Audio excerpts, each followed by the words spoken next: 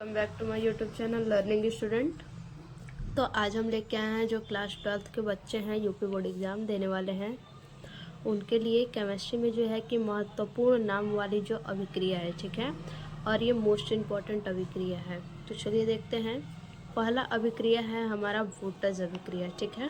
पहला अभिक्रिया है वोल्टेज अभिक्रिया। देखिए, जब एल्किल हैलाइड को सोडियम या कॉपर या सिल्वर चूर्ण के साथ शुष्क ईथर की उपस्थिति में गर्म करते हैं तो पैराफिन्स बनते हैं, उसे वोल्टेज अभिक्रिया कहते हैं, ठीक है। क्या बोला है?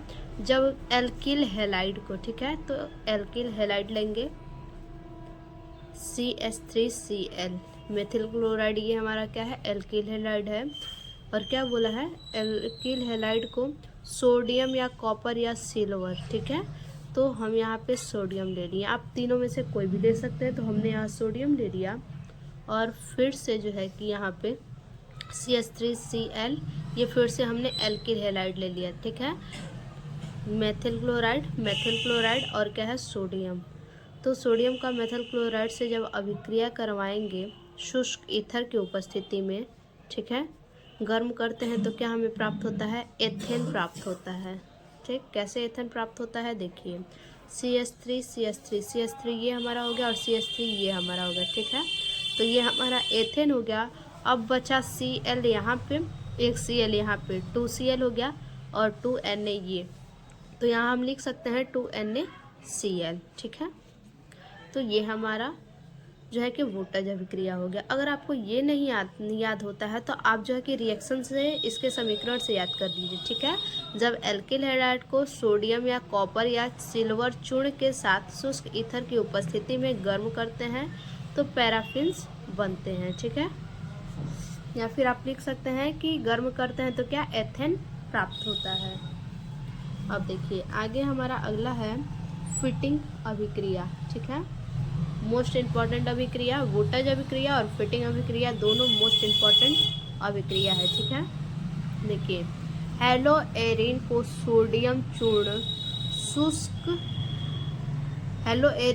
सोडियम चूर्ण के साथ शुष्क ईथर की उपस्थिति में गर्म करने पर डाइफेनिल बनता है, ठीक है।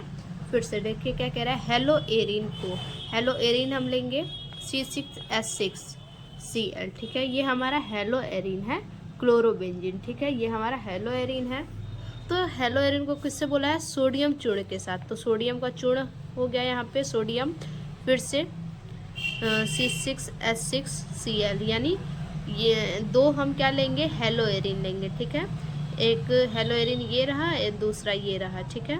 तो हेलोएरिन में हमारा क्लोरोबेंजीन है और इसका जब हम क्या करेंगे? रिएक्शन करवाएंगे ईथर की उपस्थिति में, जब गर्म करेंगे तो डाइफेनिल C6H6 यहाँ भी है और यहाँ भी है, ठीक है। तो ये हमें डाइफेनिल प्राप्त हो गया और यहाँ पे हमारा 2NaCl है। 2Na ये है, एक क्लोरीन यहाँ पे और एक क्लोरीन यहाँ पे, ठीक। तो हमारा हो गया 2NaCl, ठीक है। बस इतना याद रखिएगा कि फिटिंग में क्या है? हेलोएरिन है, ठीक है। और वही वोल्टेज में क्या है? वोल्टेज में आपका एल्किल हैलाइड है, दो एल्किल हैलाइड है और फिटिंग में दो हेलोएरिन है, ठीक है। अब आगे देखिए, तीसरा है वोल्टेज फिटिंग अभिक्रिया, ये भी मोस्ट इम्पॉर्टेंट अभिक्रिया है। देखिए, हेलोएरिन फिटिंग अभिक्रिया में भी हेलोएरिन है और वोल्टेज अभिक्रिया में भी हेलोएरिन है। वोल्टेज फिटिंग अभिक्रिया में, ठीक है, फिटिंग अभिक्रिया में और वोल्टेज फिटिंग अभिक्रिया में जो है कि हेलोएरिन है और वही वोल्टेज अभिक्रिया में जाएंगे तो एल्किल हैलाइड है, ठीक है। तो देखिए, हेलोएरिन का हैलोजन परमाणु शुष्क ईथर की उपस्थिति में सोडियम और हैलोजन से अभिक्रिया करके, किससे अभिक्रिया करेंगे? सोडियम और हैलोजन से अभिक्रिया करके एल्काइन समूह द्वारा प्रतिस्थापित हो जाता है। अब रिएक्शन देखिए यहाँ पे इसका, देखिए रिएक्शन ये हमारा हो गया हेलोएरिन का हैलोजन परमाणु C6H5Cl, हेलोएरिन का हैलोजन परमाणु है C6H6Cl क्लोरोबेंजीन, और इसमें किसको बोला है? इसमें देखिए सोडियम और हैलोजन से सोडियम हो गया और फिर से हम क्या ले लिए, हैलोजन ले लिए, ठीक है। तो मेथिल क्लोराइड और मेथिल बेंजीन, इसका शुष्क ईथर की उपस्थिति में हीट करेंगे इसको तो क्या हमें प्राप्त होगा, C6H5, यहाँ पे C6H5 हो गया और CH3 ये हमारा हो गया। तो हमें क्या प्राप्त हुआ, टालुइन, ठीक है। C6H5CH3 ये हमारा टालुइन हो गया। और उसके बाद हमारा क्या बचा, 2Na और 2 क्लोरीन बचा, तो हम लिख सकते हैं 2NaCl, ठीक है। तो ये हमारा हो गया वोल्टेज फिटिंग अभिक्रिया। अगला है कोल्बे स्मिट अभिक्रिया, ये भी मोस्ट इम्पॉर्टेंट अभिक्रिया है, ठीक है। लिखेंगे जब CO2 प्रवाहित करते हुए सोडियम फिनाल ऑक्साइड को गर्म किया जाता है, ठीक है। सोडियम फिनाल ऑक्साइड को जब CO2 प्रवाहित करते समय गर्म किया जाता है तो कार्बोक्सीकरण की प्रक्रिया होती है जिससे मुख्य उत्पाद के रूप में सैलिसिलिक अम्ल प्राप्त होता है। इस अभिक्रिया को कोल्बे स्मिट अभिक्रिया कहते हैं, ठीक है। अब इसका रिएक्शन देख लेते हैं। तो देखिए रिएक्शन, इसका रिएक्शन है NaOC6H5, ये क्या है, सोडियम फिनाल ऑक्साइड, यहाँ पे है ना सोडियम फिनाल ऑक्साइड को गर्म करते हैं तो सोडियम फिनाल ऑक्साइड को CO, ठीक है, CO में क्या करते हैं, इसको रिएक्शन करवाते हैं, हीट करते हैं 125 डिग्री सेल्सियस पे, तो हमें क्या प्राप्त होता है, सोडियम सैलिसिलेट, ठीक है, सोडियम सैलिसिलेट प्राप्त होता है, सोडियम सैलिसिलेट ये है। और इसको जब क्या करते हैं, हाइड्रोजन की उपस्थिति में लाते हैं तो क्या बन जाता है, हमारा सैलिसिलिक अम्ल बन जाता है, ठीक है। तो ये हमारा हो गया कोल्बे स्मिट अभिक्रिया, ठीक। या फिर अगर ये वाला रिएक्शन आपको हार्ड है तो आप दूसरा रिएक्शन भी लिख सकते हैं। देखिए लिखेंगे NaOC6H5, इसमें क्या करते हैं, सोडियम फिनॉल ऑक्साइड में CO2 प्रवाहित करते हैं, ठीक है। प्रवाहित करके जो है कि हाइड्रोजन की उपस्थिति में इसका रिएक्शन करवाते हैं तो हमारा क्या बनता है, C7H6O3, ये भी हमारा क्या है, सैलिसिलिक अम्ल है, ठीक है। सैलिसिलिक अम्ल ये भी है और ये भी है, तो आप यही वाला रिएक्शन दीजिएगा, ठीक है। ये हमारा सोडियम फिनाल ऑक्साइड में CO2 प्रवाहित करते हैं तो सोडियम की उपस्थिति में जो है कि C7H6O3, अब देखिए यहाँ पे C7 है और यहाँ पे क्या है C6, तो C5 है यहाँ पे, सॉरी यहाँ पे C6 है और एक C यहाँ पे है, तो ये हमारा C7 हो गया, ठीक है। और हाइड्रोजन यहाँ पे 5 है और इसमें हाइड्रोजन में जो है कि हाइड्रोजन की उपस्थिति में करवा रहे हैं तो एक इसको लेके यहाँ 6 हो गया और O3 है तो 2 ये ऑक्सीजन हो गया और एक हमारा ये हो गया, ठीक है, O3, ठीक है। और सोडियम क्या होगा, बाहर निकल जाएगा, ठीक है। सोडियम जो है कि हमारा बाहर निकल जाएगा तो उसको नहीं लिखेंगे, ठीक। अब उसके बाद अगला देखिए, अगला है विलियमसन संश्लेषण अभिक्रिया, ठीक है। विलियमसन संश्लेषण अभिक्रिया वो क्या होता है, लिखेंगे जब किसी एल्किल हैलाइड की क्रिया, ठीक है, जब किसी एल्किल हैलाइड की क्रिया सोडियम एल्कोक्साइड के साथ कराई जाती है, किसकी अभिक्रिया, तो एल्किल हैलाइड की अभिक्रिया, ठीक है। किसी एल्किल हैलाइड की अभिक्रिया जो है कि सोडियम एल्कोक्साइड के साथ कराई जाती है तो ईथर का निर्माण होता है, किसका निर्माण होता है, ईथर का। यह अभिक्रिया विलियम संश्लेषण अभिक्रिया कहलाती है। तो देखिए एल्किल हैलाइड लेंगे और उसमें सोडियम एल्कोक्साइड से क्या करवाएंगे, रिएक्शन करवाएंगे। देखिए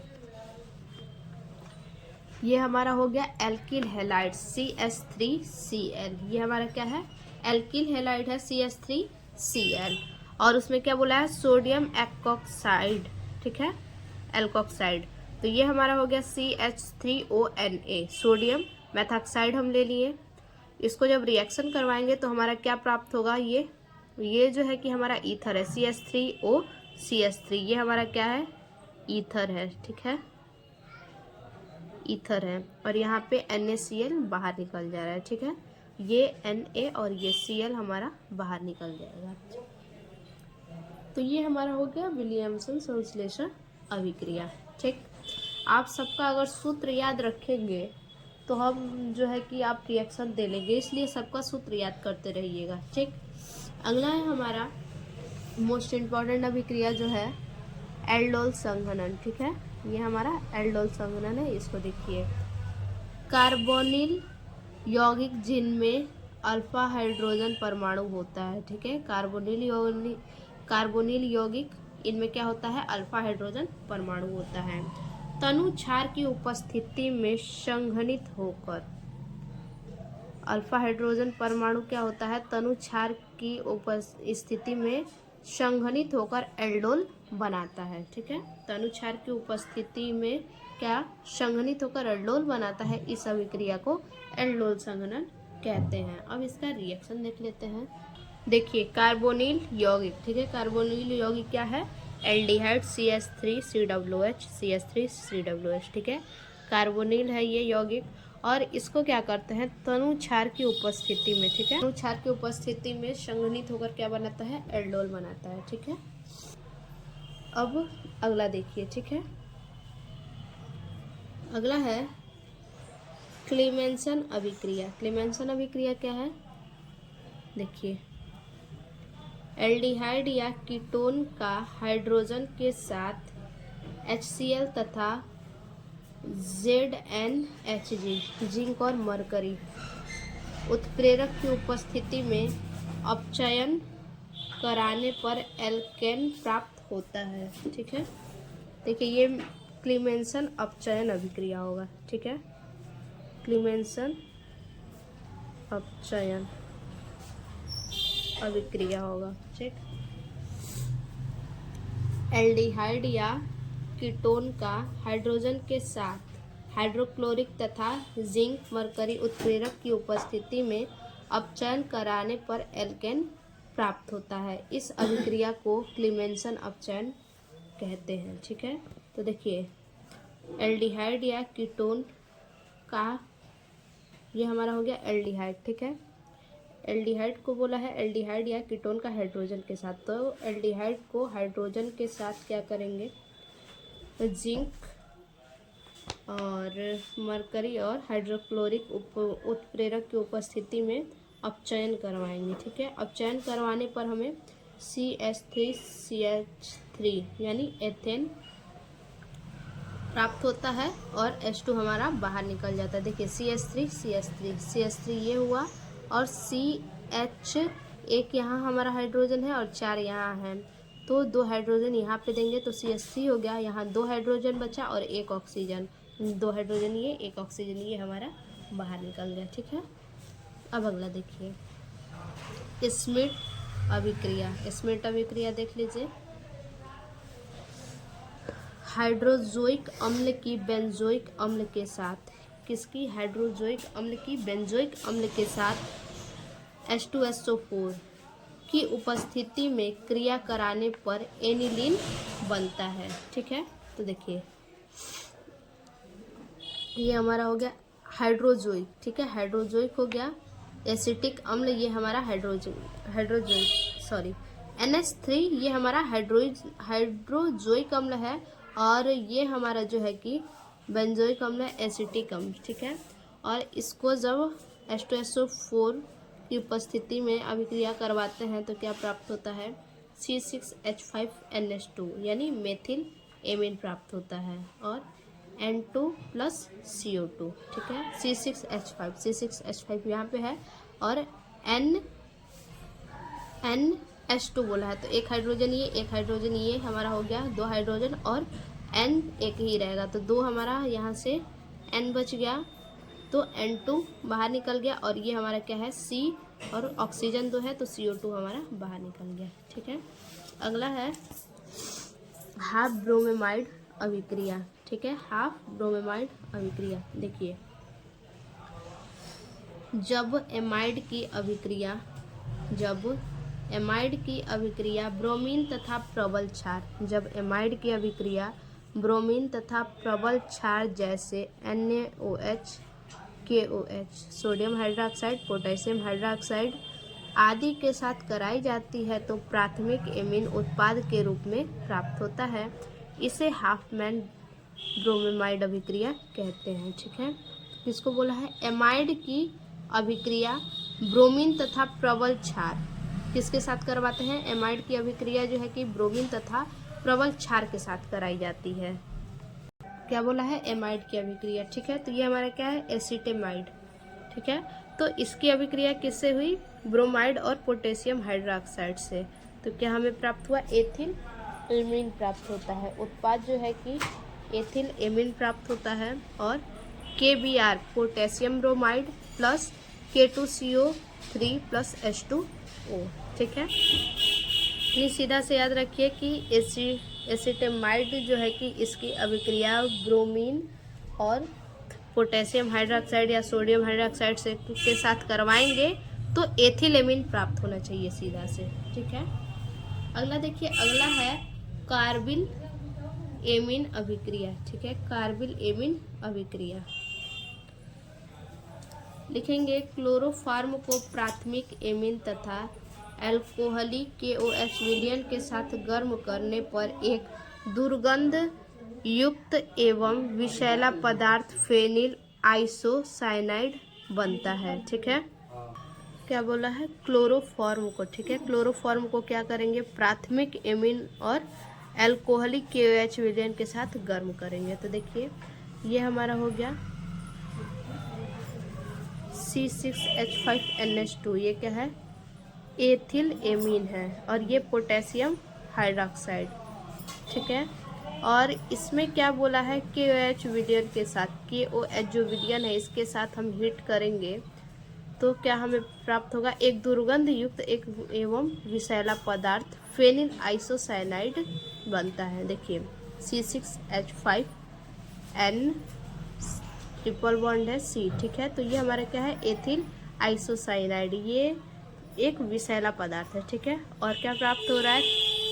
3KCl प्लस H2O। सीधा से याद रखिएगा कि एथिल एमीन की अभिक्रिया पोटेशियम हाइड्रोक्साइड के साथ KOH विलयन के साथ गर्म करने पर हमें एथिल आइसोसाइनाइड प्राप्त होना चाहिए। ठीक है, अगला है रीमर टीमैन अभिक्रिया। ठीक है, रीमर टीमैन अभिक्रिया क्षार NaOH। ठीक है, क्षार सोडियम हाइड्रोक्साइड की उपस्थिति में फिनाल का उपचार क्लोरोफॉर्म के साथ करके, ठीक है, क्लोरोफॉर्म के साथ करके अम्लीकृत किए जाने पर CHO समूह मुख्यतः आर्थो स्थान पर प्रवेश करता है। ठीक है, इसे रीमर टीमैन अभिक्रिया कहते हैं। अब रिएक्शन इसका देख लीजिए क्या है। देखिए,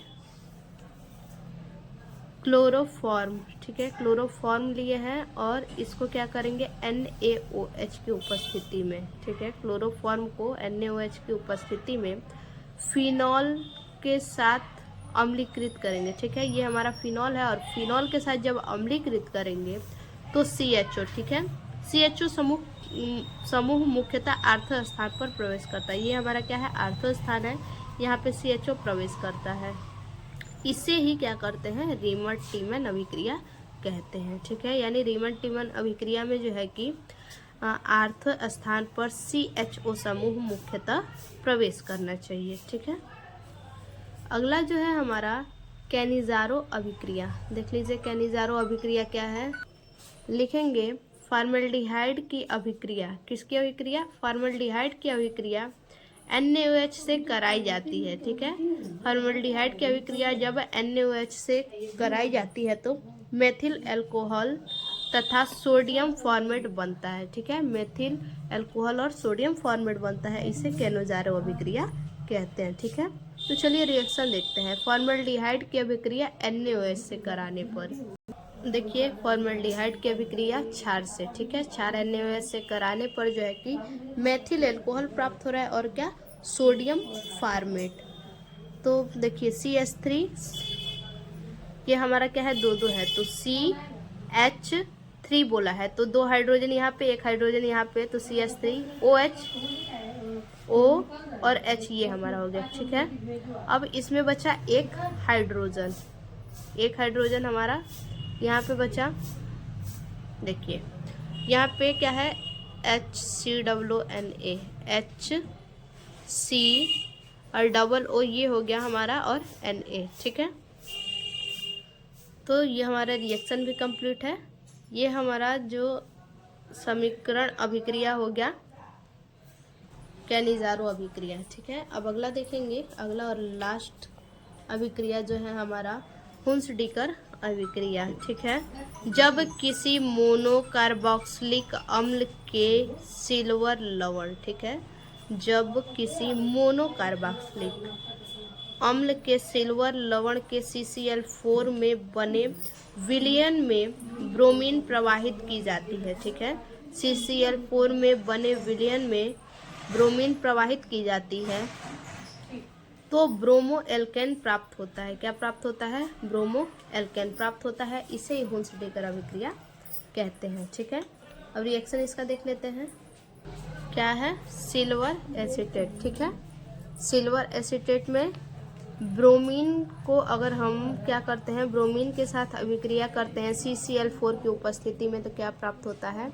ब्रोमो एल्केन। ठीक है, C2H5Br ब्रोमो एल्केन, और ये सिल्वर ब्रोमाइड AgBr, ये क्या है? CO2। ठीक है, देखिए C2H5 ये हो गया, C2H5Br ये हमारा हो गया। ठीक है, और यहाँ पे क्या बचा? COO है, तो CO2 हमारा यहाँ पे हो गया, और उसके बाद क्या है? Ag और एक Br यहाँ पे, तो AgBr। ठीक है, तो ये हमारा हो गया मोस्ट इम्पॉर्टेंट जितने भी नाम वाले अभिक्रिया थे। ठीक है, इससे बाहर आपके एग्जाम में एक भी नहीं पूछे जाएंगे, इसलिए इसे अच्छे से तैयार कर लीजिएगा। तो फिर से मिलते हैं ऐसे एक और नए वीडियो में, तब तक के लिए धन्यवाद।